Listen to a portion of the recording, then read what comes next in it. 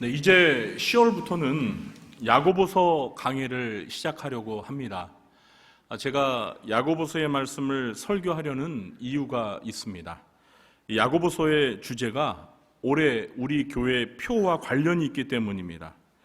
야고보서의 주제는 한마디로 온전한 믿음입니다. 다른 말로 성숙한 신앙이라고 할 수 있습니다. 이 야고보서를 강의하는 동안 저와 여러분이 온전한 믿음을 가진 성숙한 신자로 변화되는 은혜가 있게 되기를 주님의 이름으로 축원합니다.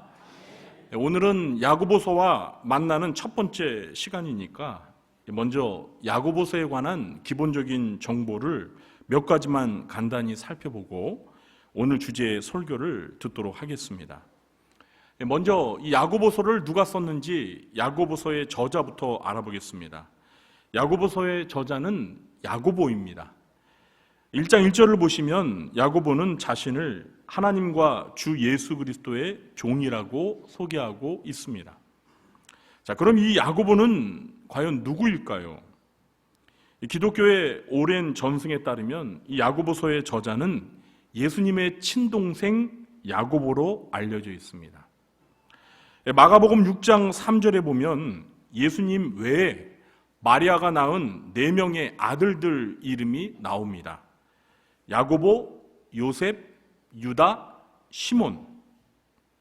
이 예수님의 남자 형제들 중에 야고보의 이름이 맨 앞에 나오는 것으로 봐서 야고보가 예수님의 바로 밑에 동생, 그러니까 예수님이 장남이었고 야고보가 차남이었던 것 같습니다. 야고보뿐만 아니라 예수님의 동생들은 모두가 예수님이 부활하시기 전까지는 예수님을 하나님의 아들, 하나님이 보내신 메시아로 믿지 않았습니다. 그러다 고린도전서 15장 7절에 보면 예수님이 부활하신 후에 이 동생 야고보에게 개인적으로 나타나셨다라는 기록이 있습니다. 아마도 그때부터 야고보뿐만 아니라 예수님의 동생들이 예수님을 하나님의 아들이자 메시아로 믿게 된 것 같습니다.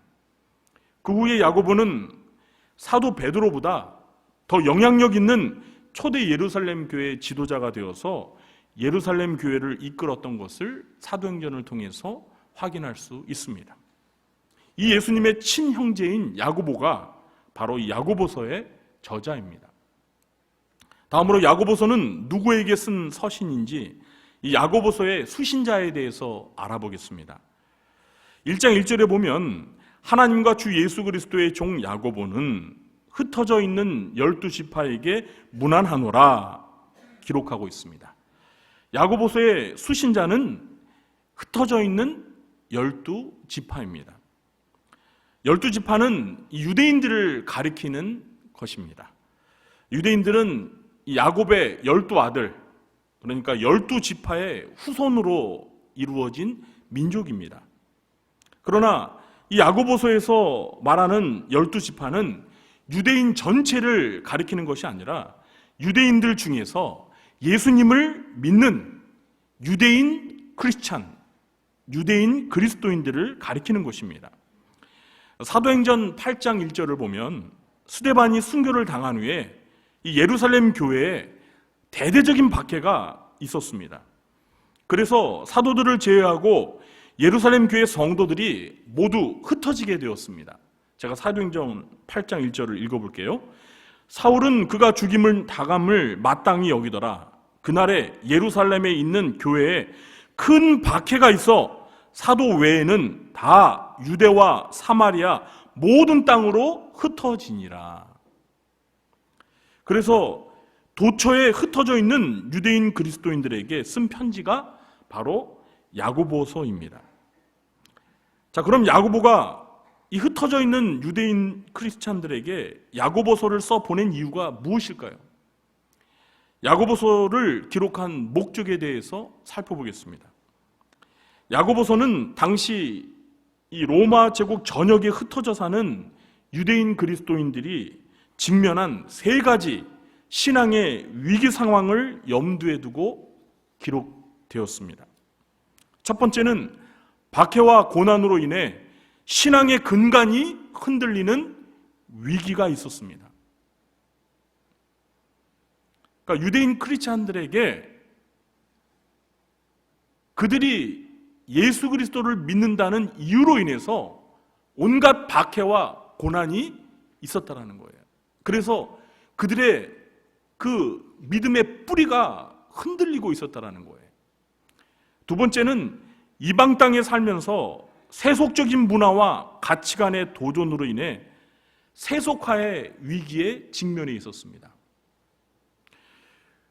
그래도 이 유대인 그리스도인들이 이 이스라엘 땅 안에 살면 아무래도 그 이스라엘의 하나님을 경외하는 문화에 익숙해져 있는데, 이제 이스라엘을 떠나서 이렇게 흩어져 살다 보니까 그 이방인 지역에 살면서 그 이방인들의 그 문화와 그 가치관, 그 세속적인 문화와 가치관의 영향을 받아서 유대인 크리스찬들이, 그들의 공동체가 세속화되어지는 그런 위기에 직면해 있었다는 거예요. 마지막 세 번째는 바울이 전한 이신칭의 복음에 대한 오해로 인해서 행함의 가치를 부정하는 잘못된 신앙의 위기가 있었습니다. 여러분, 바울은 어떻게 구원을 받는다라고 복음을 전했습니까? 오직 예수 그리스도를 믿음으로 의롭다함을 받아 구원을 받는다라는 이 이신칭의 복음을 전했습니다. 그러니까 사람이 하나님 앞에서, 그러니까 죄인이 하나님 앞에서 의롭다함을 받는 데 있어서는 인간의 행위가 전혀 영향을 미치지 못합니다. 오직 예수 그리스도를 믿는 그 믿음으로 의롭다함을 받아서 구원을 받는다는 것, 이것이 바울이 전한 복음일 뿐만 아니라 당시 예수님의 사도들이 전한 복음이었습니다.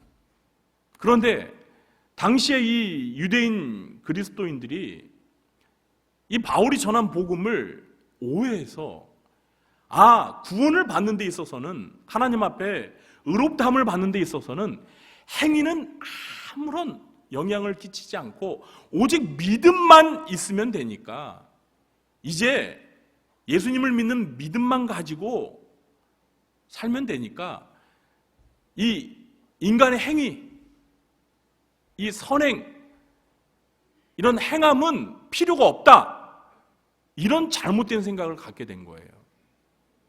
그래서 이 세 가지 위기에 직면한 유대인 그리스도인들에게 시련을 이겨내고 기독교 윤리의 바탕을 둔 실천적인 삶을 가능케 하는 온전한 믿음, 곧 성숙한 신앙이 무엇인지를 가르쳐주기 위해서 야고보서를 기록했던 것입니다. 이 점을 염두에 두시고 야고보서를 읽고 설교를 들으시면 이해하는 데 많은 도움이 될 것입니다. 야고보서는 전체가 108절로 되어 있는데요, 그 중에 딱 절반인 54절이 명령형으로 되어 있습니다. 그만큼 야고보서는 실천을 강조하는 특징이 있습니다. 또 야고보서는 신약의 잠언이라는 별명이 있습니다. 그래서 이 야고보서에는요, 우리가 암송하기 좋은 성경 구절들이 많이 있습니다. 야고보서 강해를 진행하는 동안 우리 성도님들께서 야고보서를 좀 많이 읽으셨으면 좋겠습니다. 제 욕심 같아서는 제가 요한계시록 강해를 할 때 요한계시록을 100번 읽으셨으면 좋겠다고 말씀을 드렸는데요, 이 요한계시록은 전체가 22장으로 되어 있으니까 굉장히 많잖아요, 그죠? 그러니까 100번 읽는다는 것이 참 부담이 됩니다. 그러나 이 야고보서는 전체가 몇 장이에요? 네? 5장입니다. 5장밖에 안 돼요. 그러니까 100번 읽는 게 어렵습니까? 절대 어렵지 않습니다. 여러분, 하루에 5장을 5번씩만 읽으세요. 하루에 5독만 하세요. 그러면 20일이면 100독 할 수 있습니다. 저는 고등학교 1학년 때 야고보서를 100독 했어요. 백독하는 게 어렵지 않아요. 제가 늘 말씀드리잖아요. 백독을 하려고 읽다 보면 가속이 붙어요. 가속이. 그래서 한 30번 정도 읽으면 그냥 눈이 그냥 이렇게 속도가 붙어가지고 가속이 속독이 된다니까요. 나중에는 그게 이제 거의 뭐 안 보고도 이렇게 눈을 감고 있으면 그 성경 본문이 이렇게 아른아른거려요. 그래서 뭐 완벽하게 외우지는 못해도요, 100번 정도 읽으면 그 성경 구절이 대충이라도 이렇게 외울 수 있어요. 그리고 어느 내용이 몇 장에 있고 그 내용 다음에 뭐가 있고 이 흐름을 알 수가 있습니다. 무엇보다도 100번씩 읽게 되면 그 야고보서가 말하는 그 내용의 핵심을 정확하게 알 수가 있다는 장점이 있습니다. 여러분 이 야고보서를 많이 읽으시면서 특별히 가슴에 와닿는 성경 구절들이 있으면 이렇게 밑줄도 긋고 또 암송도 해보시기 바랍니다. 서론이 좀 길었던 것 같습니다. 그럼 이제부터 시험을 당하거든 이라는 제목으로 오늘 본문 강의를 하도록 하겠습니다. 첫째, 신자는 여러 가지 시험을 당하거든 온전히 기쁘게 여겨야 합니다. 이 야고보서의 특징 중에 하나는요, 편지의 첫 인사가 매우 짧습니다. 그리고 곧바로 본론으로 들어갑니다. 우리 한번 1절과 2절 말씀을 함께 읽어볼까요? 하나님과 주 예수 그리스도의 종 야고보는 흩어져 있는 12지파에게 문안하노라. 내 형제들아, 너희가 여러 가지 시험을 당하거든 온전히 기쁘게 여기라. 아멘. 어떻습니까, 여러분? 보통 이 신약 성경에 뭐 바울 서신 같은 경우 보면은 앞에 그 편지 인사말이 굉장히 길죠. 하나님 아버지와 우리 주 예수 그리스도의 종된 뭐 사도 바울은 하면서 뭐 인사를 막 하잖아요. 어디 성도들에게 은혜와 평강과 궁일이 너에게 있을지어다 하면서 내가 항상 너희를 생각하며 하나님 앞에 감사하며 기도하는 것은 하면서 이렇게 막 그 서론이 길어요. 근데 오늘 야고보서 보니까 어떻습니까? 인사가 한 줄에 한 줄. 하나님과 우리 주 예수 그리스도의 종 야고보는 흩어져 있는 12지파에게 문안하노라. 딱 끝. 그리고 곧바로 그냥 본론으로 들어가요. 내 형제들아, 너희가 여러 가지 시험을 당하거든 온전히 기쁘게 여기라. 이렇게 본론이 그냥 금방 나옵니다. 여러분, 이걸 보면은 야고보서의 성격을 좀 짐작할 수 있겠죠. 제가 볼 때 야고보는 좀 성격이 급한 것 같아요. 그리고 말을 할 때 뭐 돌려가지고 말하는 게 없어. 그냥 직선적으로 말하는 성격을 가진 것 같습니다. 그리고 아까 제가 말씀드린 것처럼 이 야고보서 전체가 108절로 되어 있는데 그 절반이 54절이 전부 다 명령형이에요. 뭐뭐 해라, 뭐뭐 하지 말아라, 이렇게. 이런 걸 보면 야고보는 강력한 리더십을 가진 카리스마적인 지도자라는 것을 짐작할 수 있습니다. 그러니까 성격이 급하고 매우 직선적이고 그리고 강력한 리더십을 지닌 카리스마적인 지도자가 야고보였다라는 것을 짐작할 수 있습니다. 아무튼 이 야고보가 다소 급하게 맨 처음으로 다루는 주제는 시험입니다.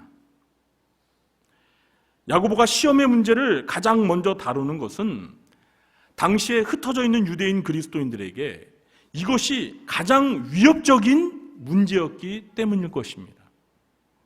야고보서 1장에는 이 시험이라는 말이 2절에 한 번, 그리고 12절, 13절, 14절에 각각 한 번씩, 3번, 모두 4번 등장합니다. 이 그리스어로 시험이라는 말에는요, 테스트를 의미하는 시험 말고도 시련, 유혹이라는 의미가 있습니다. 그래서 문맥에 따라 어떤 의미로 이해해야 할지를 결정해야 되는데요. 2절에서 시험이라는 말은 시련이라는 의미로 이해하는 것이 좋습니다. 그래서 많은 영어 성경들도 시련이라는 의미의 trial이라는 단어를 사용했습니다. 3절에 보시면 믿음의 시련이라고 해서 시련이라는 단어가 직접적으로 나오죠. 그래서 2절의 시험은 시련으로 이해하는 것이 맞습니다. 우리가 2절에서 기억해야 할 첫 번째 메시지는 신자들의 삶에 여러 가지 시련들이 있다라는 겁니다. 내 형제들아, 너희가 여러 가지 시험을 당하거든. 그러니까 믿음의 형제들에게 여러 가지 시험이 찾아온다는 거예요. 한 가지가 아니라 여러 가지 시험이 찾아온다는 거예요. 여러분, 우리가 예수님을 믿으면은 은혜 받습니까? 안 받습니까? 은혜 받지요? 축복 받습니까? 안 받습니까? 받지요? 그러니까 예수 믿으면 은혜와 축복만 많이 받습니까? 시련을 받습니까? 안 받습니까? 시련도 받습니다.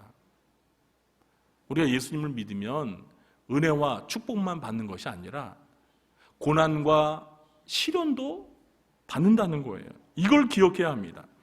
여러분, 이 땅에서 우리가 믿음의 길을 걷는다는 것은 꽃길을 걷기보다는 가시밭길을 걷는 것에 비유할 수가 있어요. 그러니까 여러분, 신앙생활하면서 내 앞으로의 인생길에 꽃길이 열릴 것이다 라고 이렇게 너무 기대하지 마세요. 여러분, 우리가 믿음의 길을 걸어가려면요, 가시밭길을 걸을 거라고 각오를 해야 돼요. 예수님께서는 마태복음 16장 24절에서 제자들에게 이렇게 말씀하셨습니다. 누구든지 나를 따라오려거든 자기를 부인하고 자기 십자가를 지고 나를 따를 것이니라. 뭘 지고 예수님을 따르라고요? 자기 십자가를 지고 따르래요. 여러분, 십자가를 지라는 말이 무슨 뜻이에요? 고난과 희생을 각오하라는 거예요. 예수님을 따라가는 그 제자의 길이 가시밭길이라는 거예요. 꽃길이 아니라. 예수 믿고 신앙생활을 하게 되면 세상으로부터 고난과 박해가 찾아온다는 것을 예상하고 각오해야 합니다. 초대교회 성도들도 기독교 신앙으로 인해서 여러 가지 시험을 당했습니다. 저와 여러분도 마찬가지예요. 우리가 예수님을 정말 잘 믿으면 믿을수록 우리의 삶에는 여러 가지 시련이 찾아오게 될 것입니다. 2절에 담긴 두 번째 메시지는 신자들이 여러 가지 시험을 당할 때 기쁘게 여기라는 것입니다. 여러분은 신앙생활 하면서 시험을 당할 때 어떻게 반응하십니까? 아마도 대부분 믿음의 시련을 겪게 되면 왜 하필 나에게 이런 힘든 시련이 왔을까 하면서 낙심하거나 좌절하면서 하나님을 원망할 것입니다. 그러면서 가능한 빨리 시험이 지나갔으면 좋겠다라고 생각할 것입니다. 자, 그런데 야고보는 전혀 뜻밖의 말을 합니다. 여러 가지 시험을 당하거든 기쁘게 여기래요. 온전히 기쁘게 여기라고 합니다. 여러분, 시험 당하는 것이 기쁘십니까? 네, 솔직하시네. 네. 아멘 하시는 분이 없잖아요. 나 또 하길래 또 아멘 하시는 줄 알았더니 아니요 이러셔요. 네, 노맨이라는 거죠. 노맨. 그래요, 여러분. 우리가 시험을 당하면 기쁘기는커녕 고통스럽고 슬픕니다. 그게 솔직한 고백이에요. 그런데 야고보는 기쁘게 여기래요. 기쁘게 여기. 너희가 여러 가지 시험을 당하거든 온전히 기쁘게 여기라. 왜 기쁘게 여겨야 하는지 그 이유를 살펴보겠습니다. 둘째, 여러 가지 믿음의 시련을 잘 인내하면 성숙해지기 때문입니다. 2절에서 야고보는 여러 가지 시험을 당하거든 온전히 기쁘게 여기라고 했습니다. 그리고 3절과 4절에서 기쁘게 여겨야 할 이유에 대해서 말하는데요. 우리 3절과 4절도 한 목소리로 읽어보겠습니다. 이는 너희 믿음의 시련이 인내를 만들어내는 줄 너희가 알미라. 인내를 온전히 이루라.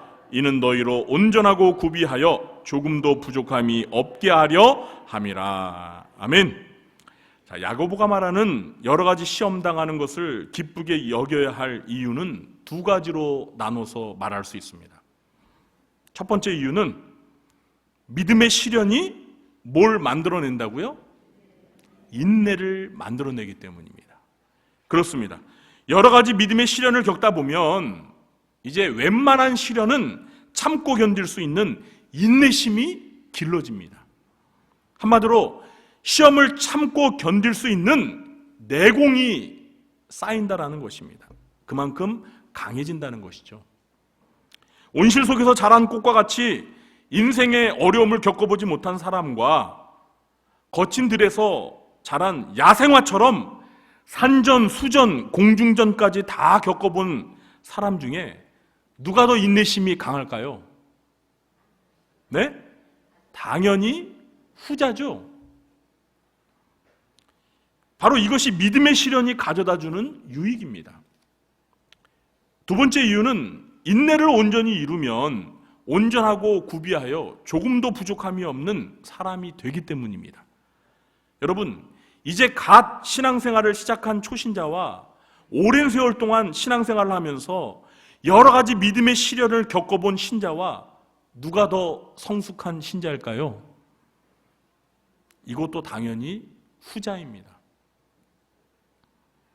여러분, 이번 10월 추천도사 뭐죠?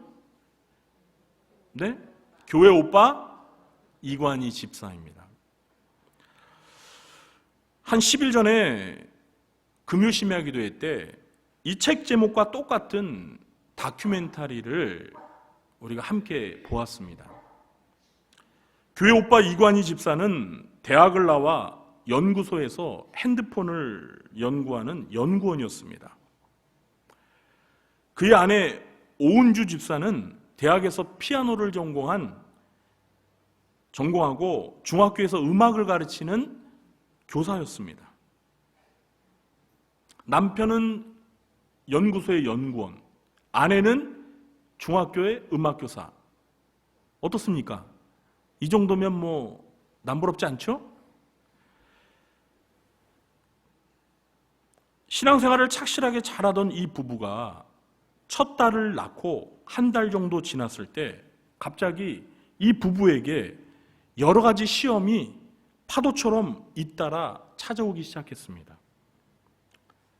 남편 이관희 집사가 대장암 4기 판정을 받게 된 것입니다. 그리고 몇 달 후에 아들이 암투병하는 것을 지켜보며 괴로워하던 어머니가 비관하여서 스스로 목숨을 끊는 일이 발생합니다.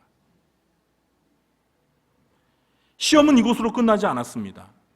이번에는 아내 오은주 집사마저 림프암 4기 판정을 받게 됩니다. 만일 여러분이 이런 상황을 겪게 된다면 어떻게 하시겠습니까? 아마도 저 같으면 정말 솔직하게 몹시 낙심하고 하나님을 원망했을 것 같아요. 아니, 나 혼자 그냥 암 4기 판정 받는 거 그것도 힘든데 왜 내 어머니마저 자살을 하고, 아니 왜 내 아내도 똑같이 암 4기 판정을 받냔 말이에요. 아니 어떻게 이렇게 불행한 일이 연달아서 세거프 이렇게 찾아옵니까? 여러분, 그런 상황 속에서 여러분 같으면 어떻게 하시겠어요? 정말 뭐 인생을 자포자기할 것 같아요. 하나님 도대체 날 사랑하시냐고, 우리 가족을 사랑하시냐고, 하나님을 원망했을 것 같아요.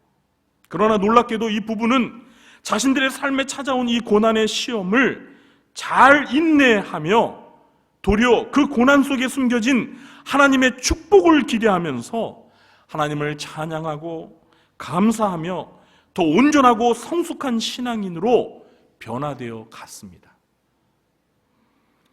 그들 부부는 마치 현대판 욥과 같았습니다. 안타깝게도 이관희 집사님은 작년 9월 자신의 40번째 생일날 하나님의 부르심을 받았습니다.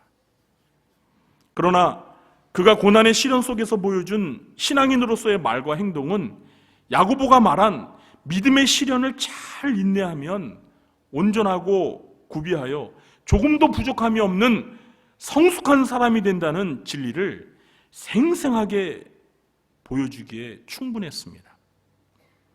정말 욥기서 23장 10절에서 했던 욥의 고백을 실제 삶에서 입증해 주었습니다. 그러나 내가 가는 길을 그가 아시나니 그가 나를 단련하신 후에는 내가 순금같이 되어 나오리다. 사랑하는 성도 여러분, 혹시 여러분 중에서 지금 여러 가지 시험을 당하고 시련을 겪고 계신 분이 계십니까? 물론 그것들로 인해서 몹시 힘드시겠지만 그래도 그 믿음의 시련이 나를 순금과 같은 온전하고 성숙한 사람으로 만들어줄 것이라는 기대와 소망을 가지고 기뻐하면서 인내할 수 있게 되기를 주님의 이름으로 축원합니다. 셋째, 부족한 지혜를 믿음으로 구하면 하나님께서 주실 것입니다. 오늘 본문에서 이 야고보가 시험에 이어 두 번째로 다루는 주제는 지혜입니다. 저는 처음에 이 말씀을 읽으면서요, 왜 생뚱맞게 갑자기 지혜에 관한 교훈을 주는지 이해를 하지 못했습니다. 그러나 계속 말씀을 묵상하면서 이 시험과 지혜는 서로 밀접한 관계가 있다는 사실을 깨닫게 되었습니다. 야고보가 시험에 이어서 지혜에 관하여 말을 한 것은 시험을 당할 때 무엇보다 정말 필요한 것이 바로 지혜이기 때문입니다. 여러분, 지혜가 무엇입니까? 저는 지혜를 이렇게 정의하겠습니다. 지혜란 문제의 핵심을 파악하고 그 문제를 해결하는 능력입니다. 여러분, 지혜하면 생각나는 성경의 인물이 누구죠? 지혜의 왕 솔로몬 왕이 생각나시죠? 열왕기상 3장에 보면 솔로몬의 지혜가 돋보이는 재판 이야기가 나옵니다. 잘 아시죠? 두 명의 창기가 한 아기를 두고 서로 자기 아기라고 주장하자 솔로몬이 그 문제를 어떻게 해결했죠? 칼을 가지고 와라. 그리고 이 산 아기를 딱 둘로 나누어서 각각 반씩 그 여자들에게 나눠줘라. 이렇게 했죠? 여러분, 이렇게 할 수 있었던 것은 솔로몬 왕이 이 문제의 핵심을 간파하고 그 문제를 해결하는 능력인 지혜가 있었기 때문입니다. 여러분, 이 문제의 핵심이 뭐예요? 이 문제를 해결할 수 있는 그 핵심이 뭡니까?